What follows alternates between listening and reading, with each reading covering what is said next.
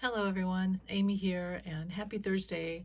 And I thought I would make a sort of an addendum. I can't say that word. Why can't I say that word? Addendum to my post about, the Supreme Court and Merrick Garland, who probably shouldn't have anything to do with the Supreme Court, but as we've all said, his biggest sin that you can't deny is inaction and leading to this. Now, I think there's more to it than that, as you know, but I won't get into that quite yet. But I wanted to say, and I want to tell you what Spirit told me about Merrick Garland.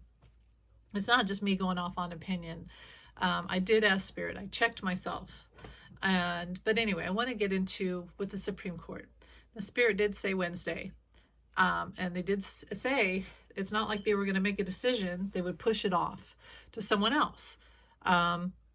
But really, they're just pushing it off is what they're doing. And they did show me very strongly. And I remember I almost erased the video, but Spirit told me to keep going and to post it. And it was the image of Clarence Thomas being the main figure, blocking everything, delaying everything. They showed me him as a cat, sitting in an open door, not allowing anyone to come in or out, and not going in and out himself. It was that cat maneuver of stubbornness of, this is where I want to sit. I don't want you to close the door, and I don't want anyone crossing me. I don't know if you've ever lived with cats, but you know how when you try to walk, have you ever seen the videos of dogs when they try to walk past a cat and the dog shows that, yeah, I've tried that before, and the cat swats at me or jumps at me or bites me. And you think this big, strong dog would, with a loud bark and his own teeth, would be brave enough and boss enough to walk past the cat. But in these videos, it's clear that the dog has been traumatized and knows what the cat is up to. The cat could be very peaceful looking, non-threatening, but the dog knows. And that's kind of what I feel like a lot of the Supreme Court people who would have already done this, who would have already decided and not give 45 immunity. No president should have full immunity because that makes him a king. And that's not how we run this country. Anyway, so they know. And anyway, the image was that Merrick Garland was this big cat blocking everything. Nobody could do anything. Nobody could go out. Nobody could go in. No one could move him. He's there, stuck. No one's getting past him, and he's doing it on purpose.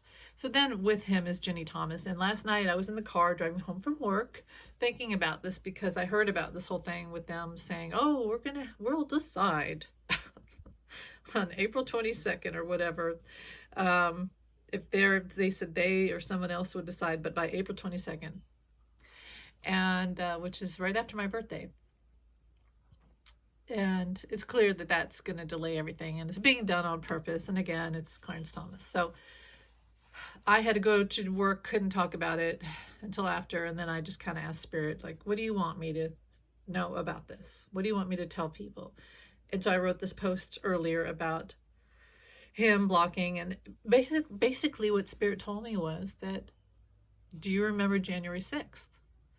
And I said, this is January 6th. This is still January 6th. Who helped plan, for entertainment purposes only, who helped plan January 6th? Ginny Thomas, as we all know, was a huge proponent to that, huge planner, a huge go-between. She's in between her and 45 and the others, Sidney Powell, etc., Giuliani, etc., and Clarence Thomas. And I got dereliction of duty, injustice, grave injustice, no justice.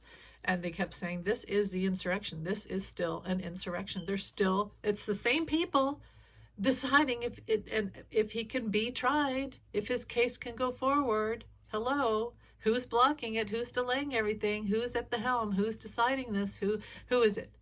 The same people, Clarence Thomas and Ginny Thomas, connected to 45 and the other insurrectionists. It's all so clear. It's all so clear what's happening.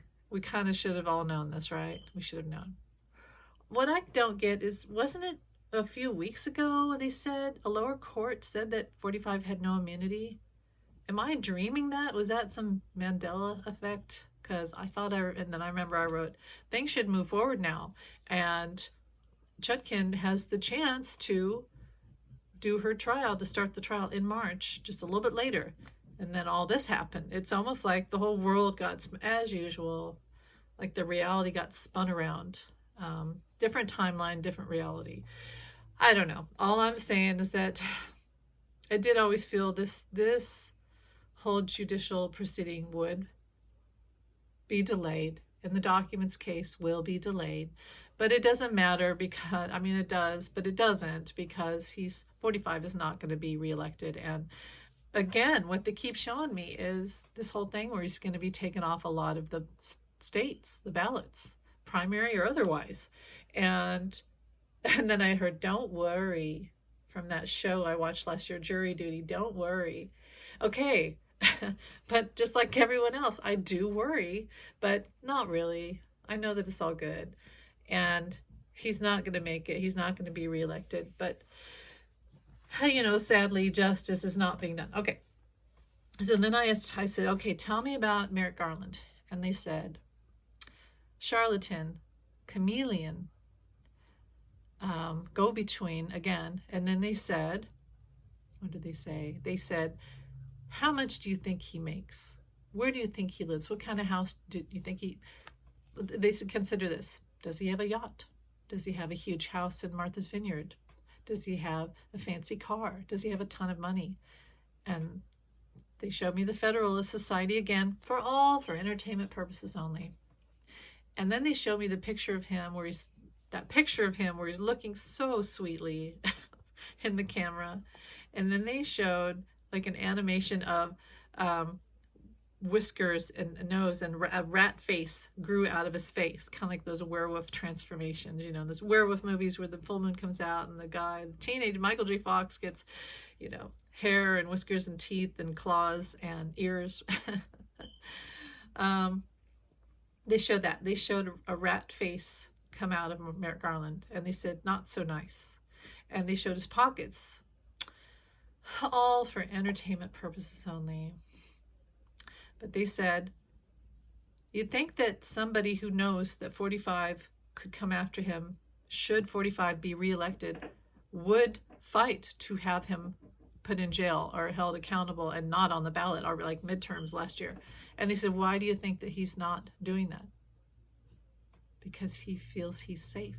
And why does he feel he's safe? Because the Federalist Society. That's why, my friends. That's why. And then they said, try to wrap it up here. They showed like a sheriff with a gun and a badge watching a bank robbery or a murder, a heist or something. And they said, he's got the power. He's always had the power, but he doesn't use it. And why do you think that is? And then they showed his pockets again. So that's spirit talking. That's not me. And this is not fact. This is intuitive thoughts and impressions, all for entertainment purposes only. But I don't have a great view of Merrick Garland, and I don't have a great view of the Supreme Court. I don't have a great view of these trials moving forward now with Chutkin and the documents case, all that. But Stormy is going to be big. And again, does he have money? He doesn't have money. I've always said the money was going to get him, and all these trials were going to mess with his campaign. And then the states, the thing about the states not having him on the ballot, that's going to be huge.